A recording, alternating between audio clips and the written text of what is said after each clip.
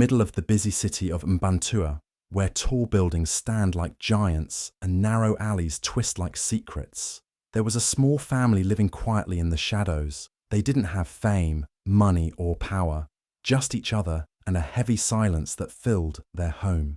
In District 10, a place where most people were too busy surviving to notice anyone else, the Akafo family carried a secret so dark, not even the bright city lights could touch it. Behind the closed door of their small apartment, something painful was happening, something no one saw, or maybe didn't want to see.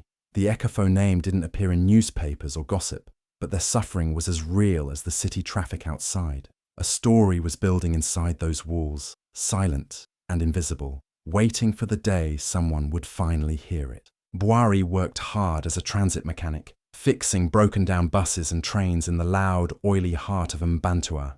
His hands were always stained with grease, and his face carried the weight of a man who'd been fighting the world for too long. But Boari didn't just bring home his tired body, he brought his anger too. It started with little things. He'd come home irritated, snapping at the smallest mistake, shouting over cold food or a misplaced tool.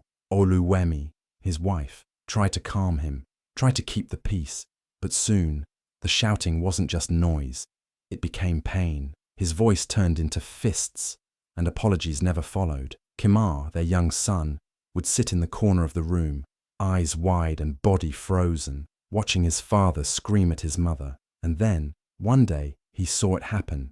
The moment words became violence. A slap, then a push, and then more. It wasn't a one-time thing. It became normal, like the sound of traffic outside.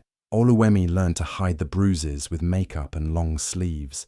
But Kema saw it all, every hit, every broken plate, every time his mother bit her lip to hold back tears.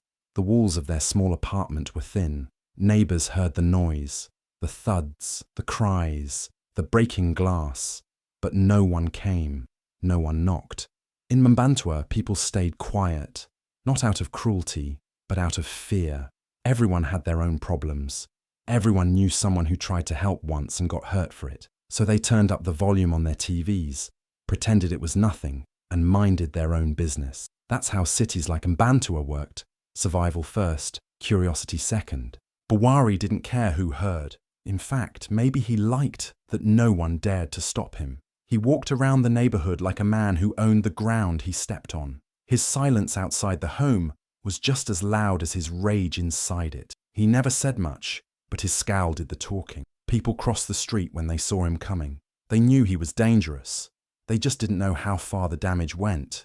Inside, Oluwemi tried to protect Kamar from the worst of it. She would hold him close after a fight, whispering that things would be okay, that maybe tomorrow would be better. But her eyes told the truth. She didn't believe it either. Still, she stayed. Not because she was weak, but because she didn't know where to go.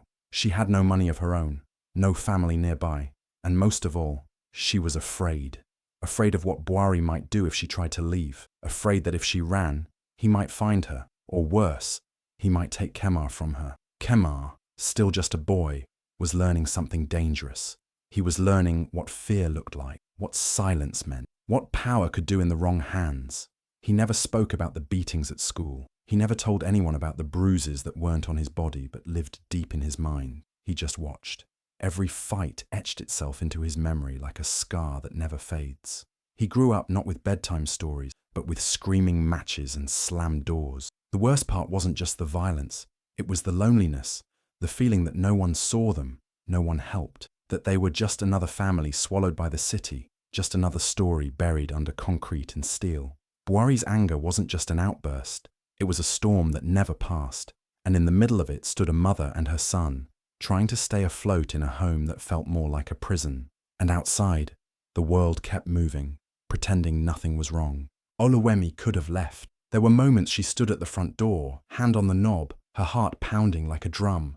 But each time, she looked over her shoulder and saw Kamar's small face, eyes wide with confusion and fear. That's when her steps froze. Not because she was scared of starting over, not because she didn't know how to survive without Boari, but because she didn't know what would happen to her son if she wasn't there. She feared that if she left, Kamar would be left alone with the monster that lived behind the mask of a father, and that thought broke her more than any bruise ever could. Her strength didn't look like shouting or running. It looked like quiet sacrifice, like getting up the next morning after a night of pain, packing her son's lunch, combing his hair, and kissing his forehead before school, as if everything was normal. No one could see how strong she really was. She didn't tell her story to friends or neighbors. She carried it alone. But her love for Kemar was louder than the silence she lived in. It was louder than her sobs behind closed doors, louder than the sound of glass breaking on the floor. She stayed, not because she gave up, but because she chose to protect her child at all costs. She took every slap, every insult, and every cruel word with quiet dignity. When Bwari raged, she became still, holding her pain like a shield over Kemar. Sometimes she'd whisper to him at night, her voice shaking but soft. "It's going to be okay, I promise." Even when she didn't believe it, she said it for his sake, because if she let hope die in her voice, it might die in his heart too, and that was something she couldn't allow. Kemar watched everything. He saw the way his mother flinched at sudden movements, how she kept her voice low and her eyes down. He saw her cover bruises with makeup and lie to strangers with a tired smile. He noticed how she always made sure he ate, even when she didn't. How she tucked him in with shaky hands, but never let them tremble when he was looking. He was too young to stop the violence, too small to step in, but old enough to understand that his mother was hurting, and that she was hurting because she was trying to protect him. He hated how helpless he felt. He would press his ear to the wall when they argued, holding his breath, praying it would stop, and when it didn't, he would sit in the corner, his little fists clenched, wishing he was big enough to fight back. But Oluwemi never let him see her completely broken. She never screamed back. She never hit. She took it all in silence, like a warrior wearing invisible armor. To the world, she was just another woman. To Bwari, she was someone to control. But to Kemar, she was a hero. Not the kind that wore capes or fought with swords, but the kind that woke up every day and chose to stay, not out of fear, but out of fierce, unwavering love. She gave him warmth in a cold home. She gave him peace in a place that felt like a battlefield. And even when her own spirit was bruised, she wrapped her son in all the love she had left. Every night, when the house finally went quiet, Oluwemi would lie in bed, staring at the ceiling. Her body ached, her heart even more. But she reminded herself why she stayed. For Kemar. Always for Kemar. She believed that one day, he would grow up and understand everything she endured. And maybe, just maybe, he would turn the pain into something better, something brighter, because that's what she wanted for him. Not a life of fear, but a future filled with strength, truth, and freedom. That night was different. The screams had been louder. The crash of a chair hitting the wall had been sharper. Kemar had heard his mother's voice break in a way that made something inside him shift forever. He stood in the dark hallway, barefoot on the cold tiles, frozen but burning from the inside. His small fists were tight at his sides, shaking not from fear, but from a quiet rage that had been growing for years, now fully awake. His eyes, once wide and scared, were now narrowed, cold, focused. He was done being the boy who watched from the shadows. He was done crying into his pillow when no one could hear. He whispered to himself, voice low and steady, "One day, I'll make him feel what we feel. And I won't need to lift a finger to do it." It wasn't just a childish wish. It was a promise, a seed planted deep in his heart that would grow, fueled by every scream, every bruise. Every night his mother wiped blood from her lip and told him to go to sleep. He didn't want revenge with fists. He wanted something that would last longer. He wanted the truth to be louder than Bwari's rage. Kemar started to change, not in a way that others would notice, but deep inside. He stopped crying. Tears felt useless.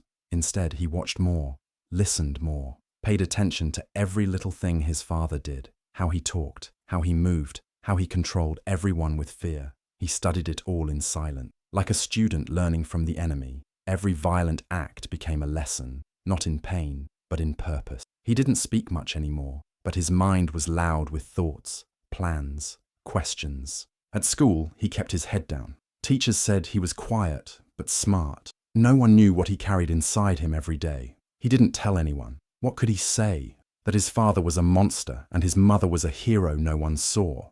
That he was just a boy dreaming of justice in a world that turned away from people like him. So he kept it all in. He walked home with heavy feet and a heavier heart, but in his mind, he was building something. A future where Buari's shadow wouldn't touch him again. He avoided trouble. No gangs, no fights, no shortcuts. He knew that violence would only make him like the man he hated. He didn't want that. He wanted to be the opposite of Buari. Strong, but kind. Brave, but wise. And most of all, he wanted to be heard. He didn't know how yet, but he believed that one day his voice would matter, that his story would matter. Sometimes at night, he would sit next to his mother as she lay in bed, her face swollen and tired. He wouldn't say much, just hold her hand. But in his silence, he was making another promise, that he would not forget, that this pain would not be for nothing. He would grow, he would rise, and he would carry her story with him, not as a burden, but as a banner. Chiamaka was just a boy, but inside him lived a fire that couldn't be put out, a fire that didn't burn with anger alone, but with a fierce desire to turn all the pain into power. Not the kind that hurt others, but the kind that changed lives. The kind that could shake a city like Mbantua from its silence. And so, while the world outside moved on as if nothing was wrong, Chiamaka was already writing his own path, one that would someday make even the loudest abuser feel the weight of a child's quiet rage. Chiamaka grew up in the kind of city that didn't care about your pain. Mbantua was loud, crowded, and cruel in its own quiet way. People were too busy with their own struggles to notice a boy carrying the weight of his broken home. So Chiamaka didn't ask for help. He didn't expect kindness. He learned early that softness got you hurt, and trust was something you couldn't afford. So he became sharp, alert, and focused. He didn't speak much, but he saw everything. Every corner of his world taught him how to survive, not with fists, but with silence and strength. After school, while other boys roamed the streets or fell into gangs, Chiamaka went to work. He took odd jobs, carrying crates at the market, sweeping shop floors, anything that would earn a few coins and keep him busy. The streets of Mbantua whispered temptations all around him. Drugs, fast money, power through fear. But Chiamaka never listened. He had seen what power without control looked like. He had lived with it, and he wanted no part of it. His anger was real, but he refused to let it turn him into a version of his father. He kept his head down, avoided trouble, and saved every bit of money he could. His life was routine. School, work, home. But behind that routine was purpose. Every long day made him tougher. Every quiet night made him think deeper. He didn't just want to grow up. He wanted to rise. Not for revenge, but for something bigger. Something that would one day give his pain a purpose. In school, he wasn't the loudest or the most popular, but he was the one teachers noticed for the way he never missed a day, never caused problems, and always handed in his work on time. His grades weren't perfect, but his effort was constant. He read books, stayed curious, and always paid attention. Every fact he learned, every lesson he took in, felt like a step toward a future he was building brick by brick. Sometimes people asked why he was always so serious, why he never smiled much. They didn't know what he went home to. They didn't know what it was like to walk past the room where your mother used to cry, or to look in the mirror and see the reflection of the man you swore you'd never become. Smiling wasn't easy when your childhood was filled with screams. But even without joy, Chiamaka had something stronger, a goal, and that goal kept him moving. He started training his body too, quietly, without a gym or anyone to guide him. Just push-ups, running, lifting what he could. He didn't want to fight anyone, but he wanted to feel strong. He wanted to know that if he was ever faced with his past again, he wouldn't be that small boy standing in the hallway, frozen in fear. He'd be ready, not for violence, but for the moment he'd have to face the truth head on. The city never gave him peace, but it gave him lessons. Mbantua showed him what happened to boys who lost their way. He saw the addicts. He saw the broken men shouting at street corners. He saw the mothers crying for sons they'd already lost to prison or the grave. And every time he saw them, he reminded himself he would not be next. He had come from pain, but he was not made of it. And so, in the shadows of the city, Chiamaka kept growing, quietly, steadily, with fire in his chest and a future in his mind. Not many people noticed him then, but one day they would. Because he wasn't just surviving, he was preparing for a moment he knew was coming. The moment when he would stop being a boy shaped by silence and become a man who speaks with truth.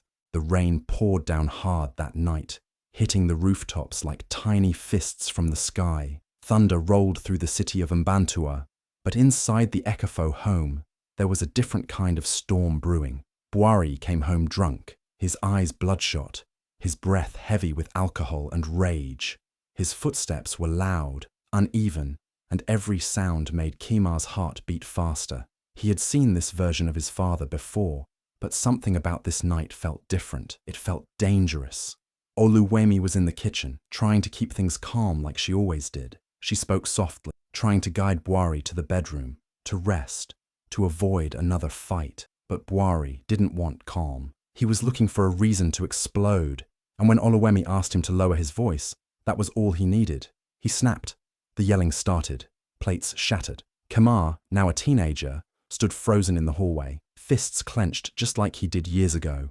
But this time, the violence wasn't just loud, it was brutal. Bwari struck his wife with such force that her body collapsed onto the floor. The sound of her falling echoed through the apartment, louder than the thunder outside. She didn't move. For a moment, everything went silent. Kamar ran to her side, shaking her, calling her name. "Mama! Mama! Wake up!" But there was no response. Her face was pale. Her breathing was faint, barely there. The neighbors, who had ignored the screams for years, finally acted. Maybe it was the sound of a body hitting the floor, or maybe it was the fear in Kemar's voice. Someone called an ambulance. Blue and red lights flashed outside the apartment as the rain kept falling. The paramedics came quickly, but they moved with quiet urgency. They didn't ask many questions. They saw the bruises, they saw the lifeless body, and they saw the fear in the boy's eyes. They tried everything, but deep down, Kamar already knew. She was gone. Oluwemi, the woman who had held everything together for so long, who had endured every hit, every night of terror, was finally free, but not in the way she deserved. Her heart had stopped. The same heart that had loved Kamar fiercely through all the pain. The same heart that had whispered hope in the darkness. Gone. Just like that. Bwari didn't even try to run. He stood there, silent, as if in shock, or maybe just numb. The police cuffed him and led him away. The neighbors watched from their windows, whispering now when it was too late. He was arrested, charged with domestic violence, leading to death. The news spread quickly, but to Kamar, it didn't matter. Justice felt empty. What good was a jail cell when the woman who mattered most was gone? What punishment could balance the years of fear, the stolen smiles, the broken childhood? People came to offer their sympathy. They brought food. They said kind words. But none of it filled the hollow space Oluwemi left behind. At the funeral, Kamar didn't cry. His face was blank, his eyes dry. But inside, a storm raged louder than the one that had roared that night. He stood by her grave, fists clenched again, just like before. Only this time, it wasn't silent rage, it was purpose. Something had ended, but something else had begun. He looked up at the grey sky and made a vow. His mother's story would not be forgotten. Bwari might have broken her body, but he didn't break her spirit, and Kamar would carry that spirit forward. He didn't want revenge with fists or fire. He wanted the truth. He wanted to make sure no one else would suffer in silence the way they had. This was the breaking point, and from the pieces, he would build something powerful. Kamar stood under the harsh white lights outside the emergency room, frozen in place. The rain had stopped, but he didn't notice. All he could see was the blood, his mother's blood, stained on his shoes, the floor, and in the corners of his memory. People rushed past him, nurses moving quickly, voices low and urgent, but he stood there like a statue, unmoving, untouched by the chaos around him. His hands trembled, not from fear, but from something deeper, something colder. He didn't scream. He didn't cry. The tears had dried up years ago. What he felt now wasn't sadness. It was something sharp, something steady, something like a promise being born. He looked down at the blood and whispered, almost to himself, "You will not be remembered for pain. You will be remembered through me." It wasn't just words. It was a vow he made not just for his mother, but for himself, for the boy who had spent too many nights listening to screams and swallowing fear. Oluwemi was gone, but her strength wasn't. It had passed into him the moment her heart stopped, and now it lived inside him. That night, Kemar didn't go home. Home was no longer a place. It was a wound. He sat on a cold metal bench outside the hospital for hours, his mind racing, but his body still. He thought of all the times his mother had smiled through pain, all the times she had covered up bruises with makeup, worn long sleeves in the summer, told the neighbors she'd fallen. He thought of her hands, how they had always held him with care even when they were shaking from fear. And he knew, without a doubt, that he couldn't let her story end in silence. But he also knew he wouldn't follow the path most expected. No violence, no screaming revenge. That would be too easy, and too much like Buhari. Kamar didn't want to become what he hated. He didn't want fists. He wanted change. He wanted the truth. The kind of truth that didn't just punish a man, but exposed a system, a culture, a silence that had allowed monsters like Buhari to hide in plain sight. So he made a plan. Not right away, and not with perfect clarity, but a plan that started with a single decision: to live for something bigger. He would not run from Mbantua. He would stay. He would grow. He would learn. And when the time came, he would speak. Not just for Oluwemi, but for every woman whose cries were ignored, for every child who watched pain become normal. That night outside the emergency room, Kima became something new. Not a victim, not just a survivor, but a storyteller, a fighter in a different way, someone who would use his voice like a weapon, his truth like a fire. He knew it wouldn't be easy. People didn't like to talk about pain. They didn't like to face the ugly truth hiding behind closed doors. But Kamar didn't care. His mother had suffered in silence. He wouldn't. The first step was small: getting help, counseling, not just for the grief, but for the years of hidden trauma. He wanted to understand his own mind, to break the cycle before it had a chance to repeat. Then came reading, research, volunteering. Every action, no matter how quiet, was part of the promise he had made that night. Kamar's vow wasn't about hate. It was about transformation. He would take the pain and turn it into power, not the kind that controls others, but the kind that sets people free. And every time he looked down at those stained shoes, he remembered, not the violence, but the vow, a quiet voice that said, "This is not over, not until her story becomes more than just a memory." Years rolled by, but Kamar didn't run away from Mbantua. He stayed in the very city that had watched his mother suffer and stay silent. While others might have escaped, left the pain behind, Kamar chose to remain. Not because he liked the memories, but because he believed this was where the change had to begin.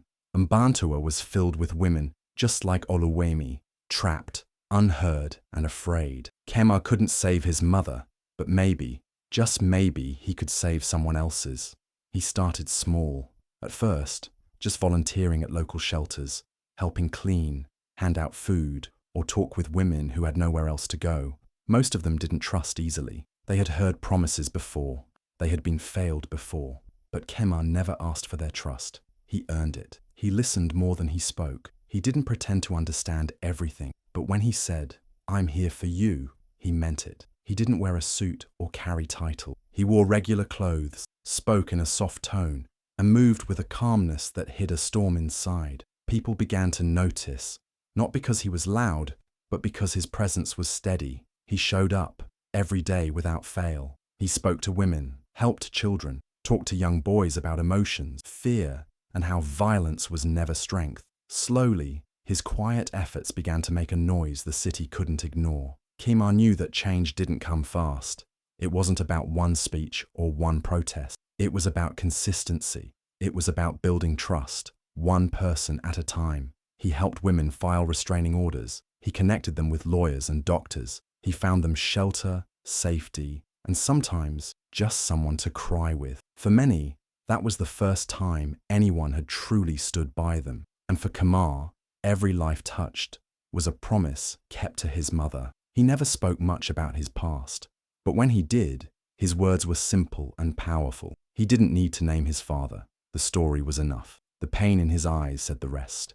He would say, "I know what it means to be afraid inside your own home. I know what it's like when no one hears you." And that was more powerful than any loud campaign. He wasn't helping from the outside. He had lived it. Over time, more people joined him. Teachers, nurses, young volunteers. A movement began to take shape, not in the newspapers, but in the streets, in quiet offices, in whispers that grew into voices. They called it the quiet storm. a group led by someone who had seen the worst and decided to build something better. Chiamaka didn't want credit. He didn't put his name on posters. His mission wasn't about glory. It was about change, real change. Mbantua began to shift, slowly but surely. Schools started inviting Chiamaka to speak to young boys. Churches opened their doors to host support meetings. Women who had once been afraid began to find the courage to leave violent homes. And through it all, Chiamaka stayed grounded. Every smile he saw on a woman's face, every child who felt safe again, reminded him of Oluwemi. Her spirit was in every moment of healing, every act of help. People often asked him how he stayed so calm. He'd smile and say, "Because the storm already happened. Now, I'm just making sure no one else has to walk through it alone."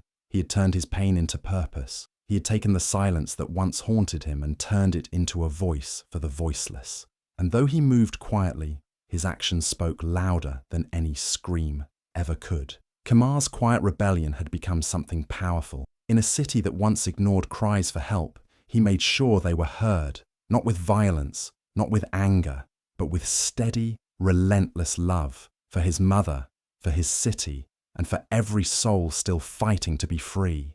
The hall was filled with people, activists, survivors, city officials, curious citizens, all gathered for a public forum on domestic violence.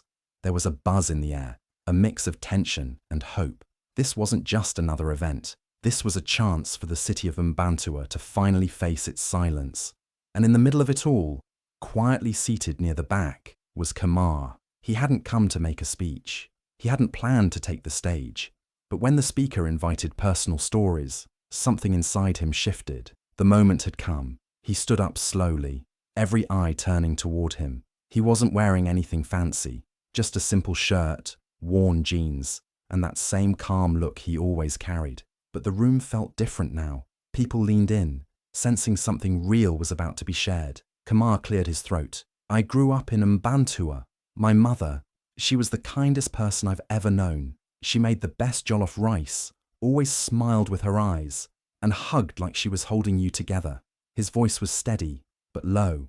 You had to really listen to hear him, and people did. You could have heard a pin drop. He paused for a moment, looking down at his hands. But behind closed doors, she suffered. She was married to a man who thought love meant control. That anger was power. He yelled, he hit, he destroyed, and I watched it all. A few people in the crowd shifted uncomfortably. Some looked down. Others stared straight ahead, eyes wide. Chiamaka continued, "I was just a boy. I couldn't protect her. I couldn't stop him. I just watched, hoping one day he'd stop, but he didn't." His eyes found the crowd again. One night, he went too far, and she didn't wake up. The silence in the room got even heavier. She died before the ambulance could even reach our apartment. He was arrested. He was charged. But for me, justice didn't come that day. It came much later. Chiamaka didn't say his father's name. He didn't need to. The details were enough to paint the picture. But he did something more powerful. He spoke with purpose, not bitterness. "I didn't come here for revenge," he said. "I came here for truth. My father's rage didn't just kill my mother. It tried to kill me too. It tried to take my future. But I'm still here, and I've made a promise to her. I will speak until no one else has to suffer in silence." For a second, the room held its breath. His words had sliced through the quiet like a blade of light. No shouting, no dramatics, just truth, raw and heavy. And then slowly, hands began to clap. First one, then a few more. Then the entire room was on its feet, applauding not just the speech, but the bravery, the strength, the love wrapped inside the pain. People wiped tears from their eyes. Some clapped with both hands. Others just stood in respect. That day, something shifted in Mbantua. Chiamaka's story wasn't just about his mother anymore. It was about every woman who had been silenced, every child who had seen too much, every neighbor who had once looked the other way. His words made people feel something they hadn't allowed themselves to feel before: responsibility. After the forum, people came up to him, some to thank him, others to hug him. Women whispered stories they'd never told. Men said they wanted to do better. City officials asked how they could help. Chiamaka didn't smile for praise. He smiled because he knew this was the beginning of something, a wave of truth finally rising, and he had started it. Not with rage, but with courage. Not with noise, but with truth. After that powerful day at the city forum, Something in Mbantua began to shift. People who had once stayed silent started speaking up. The city couldn't unhear Kemar's words. It couldn't forget the way he stood there, calm but full of truth, and told a story that echoed the hidden lives of so many. The impact wasn't just emotional, it turned into real action. Organizations began to step forward, donations started pouring in.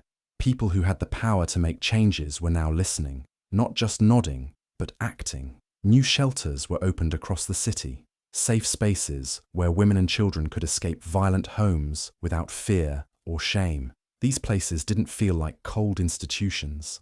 They felt like homes, filled with warmth, protection, and people who truly cared.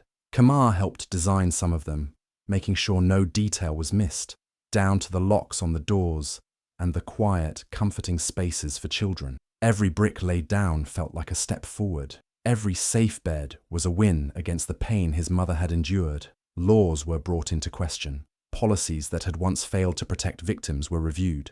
Chiamaka sat on panels with lawmakers, not as a politician, but as someone who had lived the consequences of broken systems. He didn't speak with anger, but with conviction. His words were simple, but they cut deep. "We can't bring back the ones we lost," he said once, "but we can protect the ones still here." People across the city began to know his name, not because he chased fame, he never did, but because his work was too powerful to ignore. He became a symbol of survival, strength, and truth. His name meant hope. His face became familiar in schools, shelters, and community meetings. Mothers trusted him, children looked up to him, men listened to him, many reflecting on the harm they may have caused without fully realizing it. And through it all, Chiamaka never lost sight of why he started. Every woman he helped escape her own bwari, every child he comforted, every family he guided to safety, it was all for Oluwemi. He didn't need to speak her name in every sentence. She was there in every action, every hug, every law changed, every life saved. This was how he honored her, not with flowers or tears, but with justice, with healing, with a promise kept. He didn't speak of revenge anymore. He had outgrown it. He didn't need to see his father suffer to feel peace. What gave him peace was seeing women find their voices, seeing boys grow up learning that love never hurts, and seeing a city finally wake up to the truth. His pain had once been his prison, but now it was his power, and he used it not to burn, but to build. Chiamaka had turned his past into purpose. What once was a cycle of fear had become a movement of healing. The legacy of pain that had haunted his family for years was no longer the final chapter. A new legacy had begun, one of courage, of care, of change, and in every whisper of hope, in every rescued mother, in every child who smiled again, Oluwemi lived on, not as a victim, but as the heart of a new beginning.